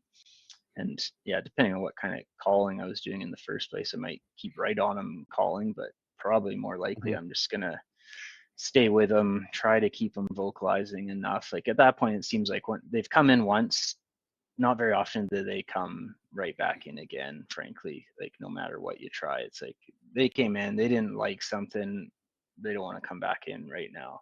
So I would Mm-hmm. just stick with him, find where he's bedding, hopefully put a pin on a map, maybe try him an hour or two later in his Mm-hmm. bed, see if you can get him out of his bed. And if not, I pull right out and come back at 4 o'clock and be ready sitting there. Yeah, I've had a buddy of mine that does a lot of elk hunting, says when that happens, he says that's a bull in your pocket. Just Mhm. leave them there for now and come back later. Yeah, Would do exactly that. So for sure. let's take a little pause here and pull some questions. We've had a few kind of roll by. Blake, you want to scroll back up and see? I think there's a couple there, hey? Yeah. Let's do maybe rapid fire. I think, Mike, you've answered a few just by nature of talking through some scenarios, but Kelly was asking, do different reeds and brands of reeds, like when you were saying mixing up your calls, is that enough, or do you also mix up your bugle tubes? Like, what's your thoughts on that? Oh yeah, I think from what I've heard, like the different reed or will sound different enough. Like it doesn't like it's pretty subtle differences, right? So yeah, I don't think you need to change bugle tubes. I mean, you could but I don't think you need to be packing multiple bugle tubes around. But if you use mouth reeds, certainly pack maybe 3 different ones that all sound a bit different. Maybe one's a bit more worn than the other. Definitely. But different tubes and stuff, I think is probably unnecessary. Any tips on quickly field judging bulls? I saw Eric had some good tips in the chat if anyone's interested, but what's your thoughts on that? Oh yeah, for score, probably not too many tips. Like generally I'm shooting a 6-point, like kind of like I can't pass up too many 6 points. I don't know that many folks do. I like if I was hunting more open country, maybe where you could see them a bit better, maybe I would have that luxury. So yeah, I don't know that I'd be the best to say. I mean, a big bull when you see it up here in the piece, like anything in that 300 class range will stick out as a big bull up here, and I'm not hesitating. But yeah, I mean, if I'm looking for big bulls, like look at those bottoms, like if the brow tines like actually start curling up, that's generally a good sign of like some serious length. And then looking for that length in that fourth point and that saver point, and then big whale tails behind. And I like the long main beams, which can be hard to find up here in the piece, but little bits and pieces. But generally I'm not passing up too many 6 points myself. So if I can count 6, I better take I mean, like up here we get tons of bull interaction, but not a ton of opportunity where you actually get a bull in the open, get a clean 6-point count, and get a shot away. So like I don't pass up too many of those opportunities. I want some elk meat too. Yeah, exactly. In your opinion, is it easy to scare away elk with a bad call? Oh no, I don't know. Again, it probably depends on the day and the bull's attitude.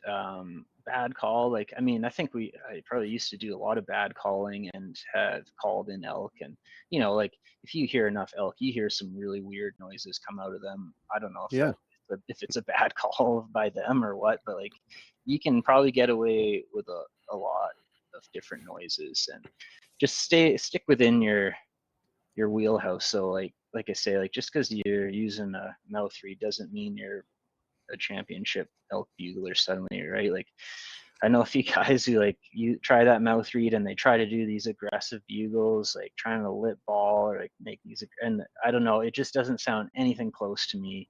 Like, they just can't replicate that sound of like a mature bull being aggressive like that, the chest cavity and the resonation and all of that. Like not many hunters I've heard can achieve that. To me, a lot of the time it sounds like a spike bull trying to get really aggressive, and it just does not.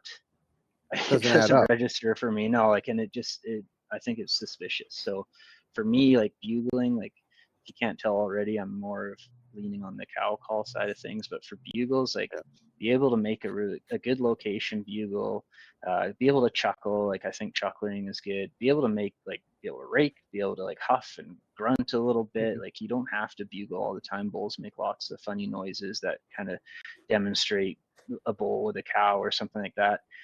I'd have like maybe be able to do some more aggressive style of bugles, but don't spend too much time trying to master a lip ball or something like that. Like the times when you might need to use that call, I think are fairly few and far between. Personally, master some calls, and have some good cow calls that are reliable that you can master every time. Have as many tools as you can, but be realistic with yourself. Whether you got to record yourself and play it back, there's no sense in trying to make those noises that aren't realistic, in my opinion. It just raises suspicion. Like you're an imposter in the woods, right? And the more that you talk, the more you bugle, or like the more noise you make, the more time that those elk have to analyze you and recognize that something's wrong, or you're saying the wrong thing, or you're being an imposter. That's like, again, another advantage to cow calling, where there's less opportunity for those elk to really analyze the sounds you're making and potentially sniff you out as an imposter. Yeah, I would agree totally. And again, this is just my opinion. But you can, if you're out there, you can tell as a human, you can tell a human bugling pretty darn quick, unless he's really, really good. And I think there's a couple key giveaways that I think if we can figure it out, the bull can figure it out. And one is, you've got the same 3-note location call, and you're doing it every 90 seconds on the dot. That it doesn't take rocket science to figure out that's not a bull elk. And the other one too, you mentioned chuckling. I think chuckling is not as easy as you would think with a mouth read, and a lot of hunters will try to do an 8 to 10 second deep voice chuckle, guttural chuckle, and it's the last 5 seconds that you've actually really blown that whole thing. Like you sound okay for the first 2, and I know I'm guilty of this. You sound okay for the first couple of chuckles, but it's the 4th, 5th, and 6th one where you shouldn't be making that sound. You're done. Yeah. You made the wrong sound.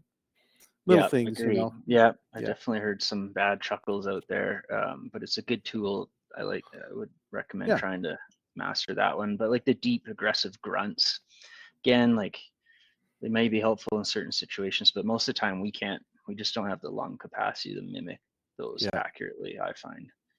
And then the deep, where the bull is doing those long wheezy huffs, where they're pulling from inside those big lungs, and he can be 100 yards away. You hear that sound, it sounds like he's right in front of you.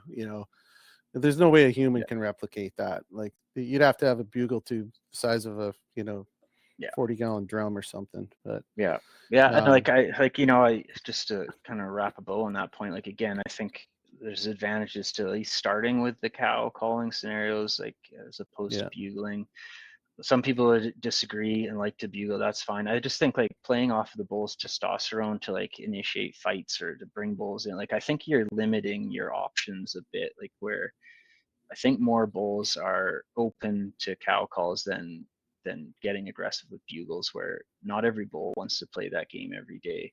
And like, especially as I mentioned before, like in the thick timber, that kind of blind, aggressive bull bugling, like it just way more times than not, it doesn't pan out in the end. Like you have a lot of excitement and fun doing it, but generally it's hard to get them to commit to pop out. And I kind of like, I have this sort of analogy as if you were, say, having a yelling match with someone around a blind corner, and you're getting closer and closer, but you haven't seen who this other person is. They could be Jack, they could have a gun, they could be an MMA fighter. You're getting closer, you're yelling death threats at each other, and you're getting to that point where you're about to see each other, and it's going to be like contact right away, like right close quarters. More often than not, you're going to chicken out. The other person's probably going to chicken out too. Like it's just not in our nature to want to engage in a fight without knowing who we're fighting. And elk are definitely the same way. Sure, one day there might be like an MMA fighter behind that corner, and he's coming out no matter what. Like that elk, maybe that bull will fight whoever, and sure, maybe they'll come out blindly at 10 yards. But I find a lot of those elk, like as soon as they get to that point where it's like, I don't know who this is, like they peel out of there. They get nervous, and it's taking too long. Yeah, for sure. Well, one last question here before we jump into some fun story stuff. What are your thoughts on moon phase and weather and the impact that has on the bulls and the rut, if any? Sure. Yeah. Well, I mean, like the rut overall is pretty standard every year. Like it's dictated by photo period, like the shortening of the days. That's kind of what triggers the rutting activity, and like triggers estrus in the cows. And the cows going in heat is really what dictates the rutting activity. But having said that, I mean, yeah, they're going to rut around the same time every year, but the activity levels can definitely, I find, be influenced by weather. So yeah, it's a no-brainer. Like if it's stinking hot, like they're not as active midday, especially. The wind Yeah. I find challenging for a few different reasons. So really windy days, and then yeah, as far as moon phase goes, I don't know. I used to look at that a bit more, and I kind of like if I had an elk hunt plan and I see it's a full moon, I'd kind of dreading it. But I don't know. Yeah. Over time, I found it's not really that big of a deal, even if it is clear and full moon. Like sure, they're going to be active at night. You may have to get up a little bit earlier to find Yeah. those bulls. Same kind of theory applies though. Like listen to them. Maybe they're already like close to their bedding area at that point and about to shut down for the day. Like just take note of where they are. And then certainly in those full moon days, I'm way more likely to want to stay out there all through the midday. I generally Mm-hmm. do anyway, but that's like an extra incentive too, because I find like if they bedded down like before even first light, they're gonna stir Be midday up and they're gonna get earlier. up and Yeah. bugle. Yeah, maybe up earlier, but even like midday, suddenly like that bull is gonna want to stretch his legs. They often Mm-hmm. bugle a bit. Maybe they'll get up to feed again, and some activity will start midday. So I would definitely recommend being around for midday on those full moon days. Yeah. Yeah. And I think that we touched on that a bit with Dev and Kurt the other night. And, Mm. I think the consensus there was, I mean, they're going to do the same thing. It just might be different times of the morning or afternoon in which they do them, right? Because their schedule's just messed up a little. They have the same schedule. It's just not identical times, right? Mm-hmm. But Yeah. yeah. Yeah. All right, And cool. then Well, if I give one last piece of advice, Chuck, I maybe sure. circle back to Chris Rowe there and his when he talks about the assembly mew, the cow call. Like Mm-hmm. I Mm-hmm. undoubtedly, I think that is the most powerful call in the elk woods to get these Okay. bulls to come into you, and it's a call where you're deliberately requesting that bull comes to you. It's Mm-hmm. it's not necessarily asking for that bull to respond vocally, but it's deliberately saying, come to me. And you can do that over and over again, and you can add some whine to it. But if I can get a bull's attention, and then if he starts communicating with me and I just hit him with one or two of those assembly mews each time he talks to me, it's Mm-hmm. so deadly. Yeah. So definitely would recommend folks have a look at that and learn. It's a really easy call to make. Like it's just a really quick, high pitched cow sliding in, and it's short, but it's high pitched Mm-hmm. very shortly and a sliding note right away, and kind of like Mm-hmm. a sort of like a bit whiny. And that call, yeah, is deadly. That's the money call. Well, Yeah. Chris Rowe's gonna probably owe you like a kickback here because I bet the commission on his sales on the subscriptions is gonna go up by about 30 guys twice probably. Maybe, hopefully. I don't know the guy. I don't have Yeah. any affiliation with him. He's a bit of a nerd, maybe kind of like me too. Like he really likes the Yeah. biology, but yeah, what he says really speaks to me. And I think a lot of guys and Yeah. gals will Yeah. kind of Yeah. Blake and learn I a love lot. him too. Mm-hmm. He does good stuff. What do we got for time, Blake? We gotta be 15, 20 minutes. We gotta be getting there, hey? 20 minutes or so. Yeah, maybe a little less. Okay. Well, what we're gonna do, I want to just change gears a little bit, Mike. With all your experience, maybe you could pull out of the memory bank one of your more intense, crazy call-in experiences that you've had. One of your like favorite setups, and maybe tell us a little bit about one of those stories. I know you got a bunch. Mm-hmm. Yeah. Oh man, like in the timber, in that thick country, I've had a lot of like exciting, such close encounters, like bulls just screaming their lungs out, like literally on the other side of an alder bush kind of scenarios, right? Like lots of exciting ones. Like some of the more exciting, successful ones I can think of. A few years ago, I was hunting with a buddy of mine up here. We were having lots of good elk action. Got into the woods that one day, found where the elk were hanging out, and it sounded like there was a lot going on. Like there was a cow in heat that morning for sure. And we followed this herd. There's probably 4 bulls. Yeah, I didn't see any of them, of course, but like following them all morning, trying to keep up. Like you think you're close enough. You set up. You're hoping. No, now you hear them. They've all kept moving, and then yeah, I remember we were pushing these guys so hard, trying to get one to turn around, and got in. We thought we were pretty close, and started doing some aggressive bugles actually at that time, and raking. I think more than anything was like just going hard on the raking antler, and yeah, getting finally we get one to turn. Like, you know it right away when they're coming in. Like, suddenly they start popping branches and breaking stuff in. Yeah. Like, oh yeah, he's coming. And yeah, I remember this elk just coming in on the kind of angling into us. Me and my partner, he's brand new to elk hunting. We're standing right beside each other. Perfect world, I would have liked him to get a shot. This is a tricky scenario. Like, I counting 6 points as he's coming through at about 15 yards, and he angles right into us, right behind this spruce tree, and kind of pops out. I was using that little 45-70 of mine with a 1-to-4 power scope.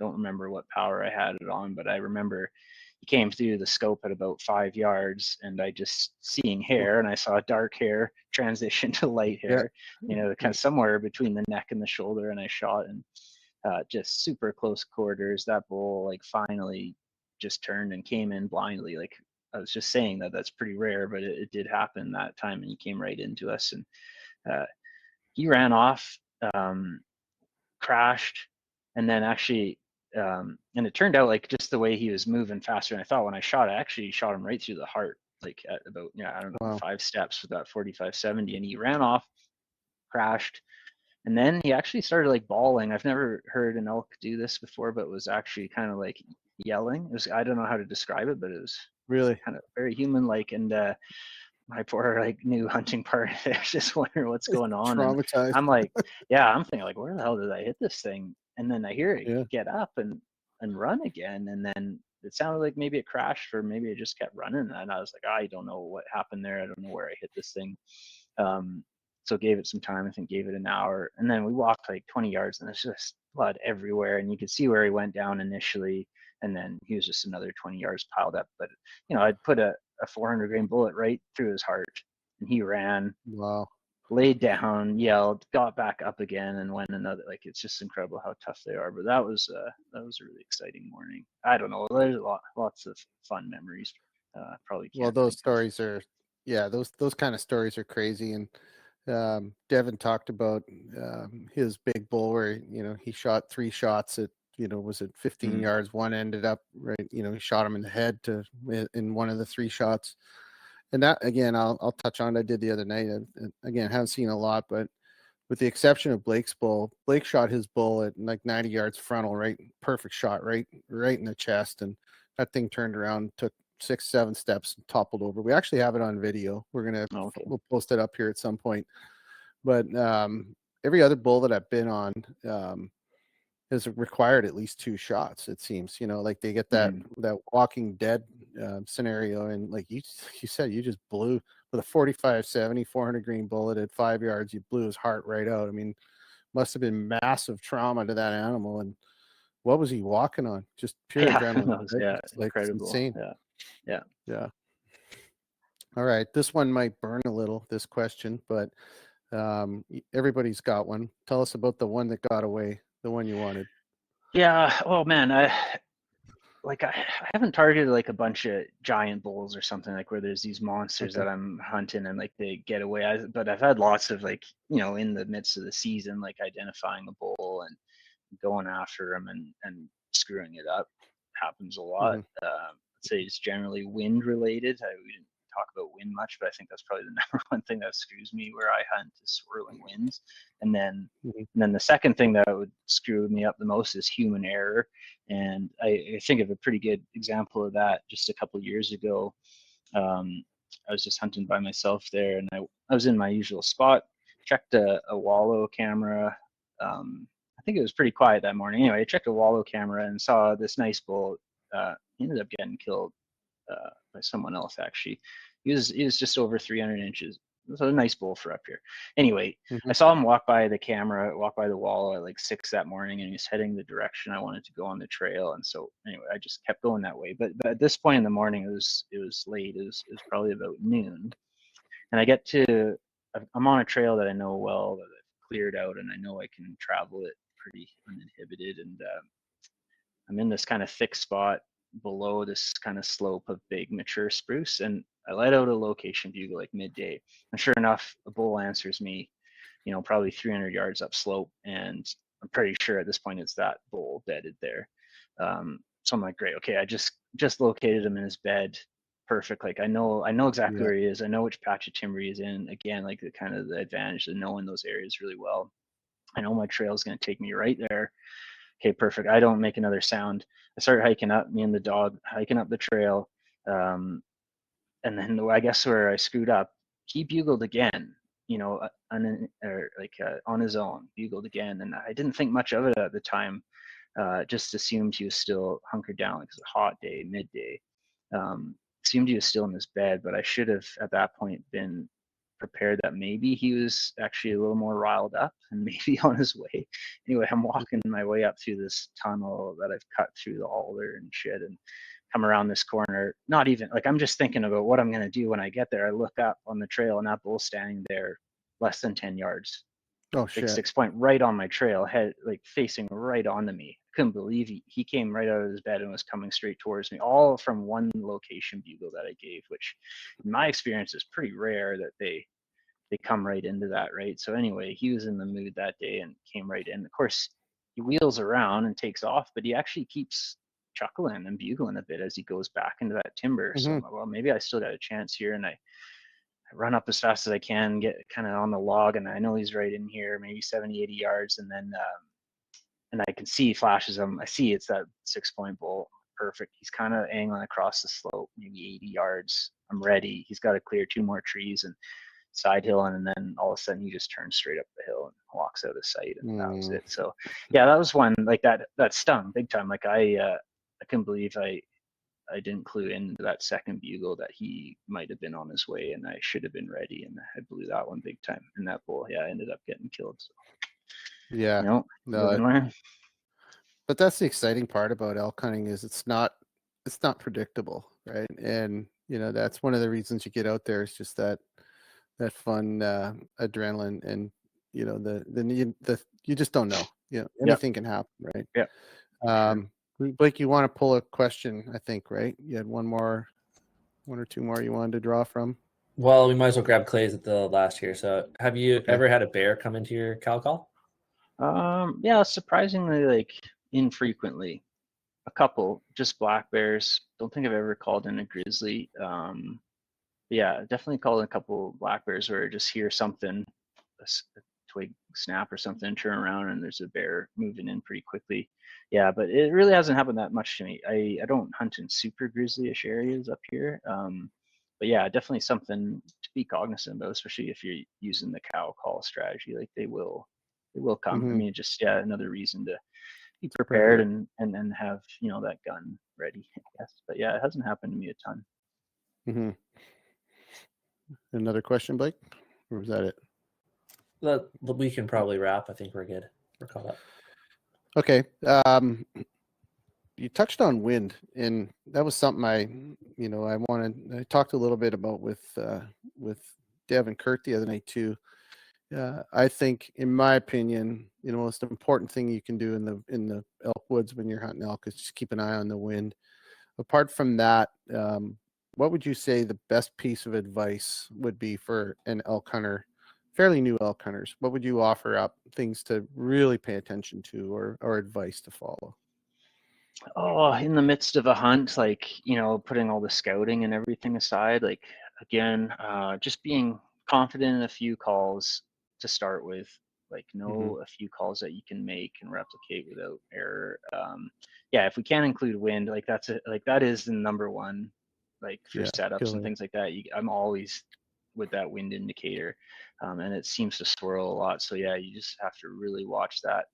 Other than that, I don't know. I mean, just get out there and have fun.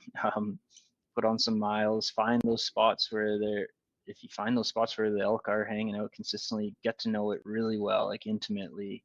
That'll pay off in big dividends in the eventually, like knowing those areas really well where the elk are likely to move to, I think is number one. And then start working on the calling. Like there's so much material out there on calling techniques, and then just have a lot of fun with it, and try not to get too stressed or anything. Just have fun. I think you bring up a good point too, and I think there's a lot of there's obviously promotion by gear companies and some of the bigger elk calling companies to get you to try every single call and do all these $1 million things, have this big portfolio of calls. But I have a friend who guides in Alberta, and when he brings in new guides who've never hunted elk before, they have a whole lesson on wind. They have a little lesson on finding elk trails. It's the opposite of the Kootenays, right? You're diving into canyons in the drainages, but he gives them a location bugle, and then he teaches them 3 or 4 cow calls, and he uses a power bugle. And he says, I can have a guy trained on the calls he needs in one day, and just stick to those. Don't step outside of that comfort zone. So I think there's a lot of people overthink the whole calling thing and try too much. And that'd be my own piece of advice. And I'm the guy that did it. And I think that's also something to keep in mind, is keep it simple, finding consistency in what you do based on the results that you've had. Like if you're calling every year and you're not getting any elk to come in, you probably need to try something different. But if you're having success, keep working at it, right? Like, yeah, and just know what you're trying to say out there and what message you're trying to relay. That'll pay off eventually too. Just be aware of what you're saying and when. Yeah, and those resources like Paul Medell, Chris Rowe, some of those professional guys that are in the elk all the time, they're great resources. Yeah. All right, cool. Let's Blake, let's do our coffee draw for the 5-pack of coffee. Let's get that out of the way. Yeah, so I drew a number. We are the 10th comment from the bottom. So Benjamin Otto, you won. So I'll DM you afterwards. We'll just get your address and we'll ship them out to you. Awesome. Cool. So Mike, what's on that? You're doing some elk. You got some elk hunting obviously lined up. You're doing a little guiding. What else is on the menu for you? Any other? I know a whitetail for sure. That goes without saying. Yeah. I've got like kind of the first 8 or 9 days for elk of September for elk for myself. A buddy coming up to hunt with me, so that'll be fun. I am dabbling in a little bit of guiding, just kind of my free time. Take some time off of my real job, and so I'll do that again this year, kind of in the South Piece, for just one hunt, a 7-day hunt. See how that goes, and then after that, we'll head in for our stone sheep hunt a bit later this year, like the end of September into early October, and then try to make sure I'm still wanted at home for the month of October, and then try to get out again a lot for deer in November. It's a simple blueprint I've been following the last few years. So that's kind of what exactly. Yeah. Awesome. Well, buddy, thank you very much for doing it. We love having you on. Always a lot of detail, a lot of gold nuggets that come from our conversations, and I know lots of people call on you professionally for resources over the years, and everybody says great things, and keep doing what you do. It's great. You're a great resource for hunters in BC for sure. Well, I appreciate that. Yeah, great to be on with you guys. Had a lot of fun, and thanks to everyone who participated and listened to me ramble on here. So happy to be here. Right on. And thanks to the members tonight. We had 40 plus people hanging out, asking questions tonight. It was great. Just a reminder, we've got about just over a week left in our rifle giveaway for conservation. I think we've raised $13,000 with a rifle so far for our conservation partners. We'd like to get that number up, so keep chipping away. Next week we have is it the 27th, Blake? I think is Dylan. Is that right? Yeah, August 27th, we've got our buddy Dylan Ayers on to talk about elk hunting. In particular, it's going to be early season elk hunting, and he's literally leaving like the next day, I think, to go up on his elk hunt. So, and once again, a reminder, if you missed our episodes last year, make sure you check them out on the podcast. So thanks again, everybody. Have a great night.